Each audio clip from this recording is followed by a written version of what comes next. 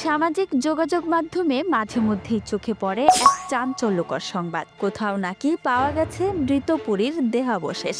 দেখতে ছোট ডানাওয়ালা মানুষের মতো এক রহস্যময় দেহ, যা দেখে অনেকে বিশ্বাস করে বসেন পরীর সত্যিই ছিল। কিন্তু প্রশ্ন হলো, এইসব ছবির পেছনের আসলে সত্যটা কি? এগুলো কি সত্য প্রমাণ, নাকি শুধু মানুষের কৌতূহল আর ভয়কে ব্যবহার করে তৈরি এক বড় প্রতারণা? বাস্তবতা হলো, পরী কোনো বৈজ্ঞানিকভাবে স্বীকৃত প্রাণী নয়, কিন্তু ইতিহাসে বহুবার মানুষের কল্পনা, কুসংস্কার আর অজ্ঞতাকে পুঁজি করে বানানো হয়েছে ভুয়া দেহাবশেষ। কখনো পাখির ডানা, কখনো বানরের হাড়, কখনো মানুষের খুলি। এসব জোড়া লাগিয়ে তৈরি করা হয়েছে তথাকথিত অতিপ্রাকৃত দেহ।